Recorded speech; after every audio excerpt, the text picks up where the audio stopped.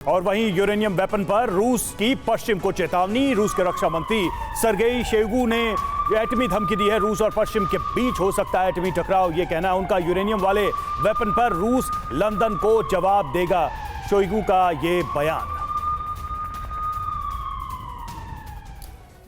तो इस धमकी, इस चेतावनी में क्या क्या कहा गया है उस पर भी एक जल्दी से नजर डालते हैं। इसके क्या अर्थ हैं? ये चेतावनी है यूक्रेन के जंग के बीच एटमी वॉर की आशंका, गहराई इस चेतावनी के बाद से, और अगर ऐसा होता है तो स्थितियां और भयावह हो सकती हैं। सरगेई शोइगु की धमकी के बाद एटमी जंग का खतरा भी बढ़ गया है दोनों पक्षों की तरफ से। रूस और पश्चिम देशों के बीच परमाणु युद्ध की आशंका बढ़ी है। यूक्रेन को यूरेनियम वेपन मिलने पर मॉस्को जवाब देगा, शोइगु का यह कहना है। बस कुछ कदम की दूरी पर परमाणु युद्ध है, यह उनका दावा है। कुछ ही स्टेप्स दूर नजर आ रहे हैं। दत्ता सर, ये स्टेटमेंट, ये जो चेतावनी है, ये वाकई में रियल है या फिर सिर्फ पोस्चरिंग है? फ्रीडम ऐप से सीखकर क्या आप पिसे हुए तेल का उत्पादन करते हैं? अगर ऐसा है तो आप अपने तेल को 1 करोड़ फ्रीडम ऐप के जो ग्राहक हैं उन्हें बिना किसी खर्चे के आप उसे बेच सकते हैं।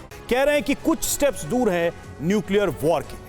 देखिए, ये जो शेल्स इस्तेमाल होते हैं आर्मर में या आर्टिलरी शेल्स में, डिप्लीटेड यूरेनियम, इसका रेडियो एक्टिविटी बिल्कुल नहीं होता, ना के बराबर होता है।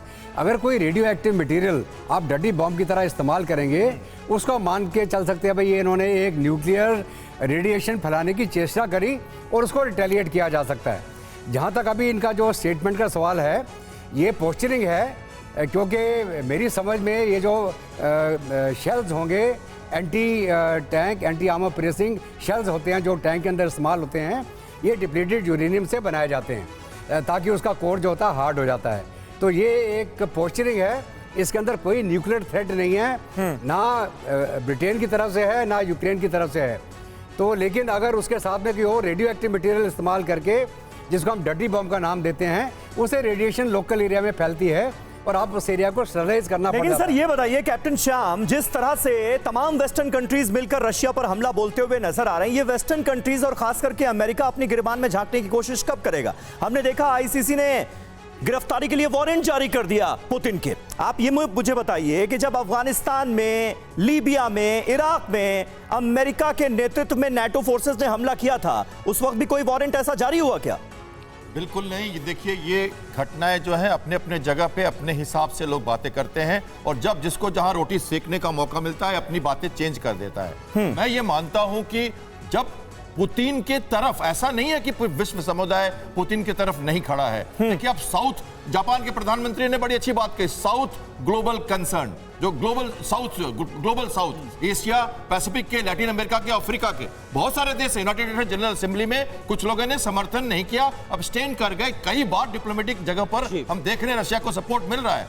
तो ये जो कह रहे हैं कि पूरा नाटो, पूरा यूएसए एक तरफ खड़ा हो गया है, सैंक्शंस लगा दिया है, तो जिनपिंग ने उसको भरने की कोशिश कर दी, पार्टनरशिप बढ़ा दी, कंपनीज के रास्ते खोल दिए। और सर ये भी हम देख रहे हैं श्याम कुमार सर, यहाँ तक कि जो नाटो कंट्रीज है वहां पर भी लोग किस तरह से गुस्से में है इस कदम को लेकर, जो युद्ध लगातार भड़काया जा रहा है। तो ये भी कहीं ना कहीं एक साइकोलॉजिकल प्रेशर के तौर पर काम कर रहा है। फ्रीडम ऐप से सीखकर क्या आप पिसे हुए तेल का उत्पादन करते हैं? अगर ऐसा है तो आप अपने तेल को 1 करोड़ फ्रीडम ऐप के जो ग्राहक हैं उन्हें बिना किसी खर्चे के आप उसे बेच सकते हैं।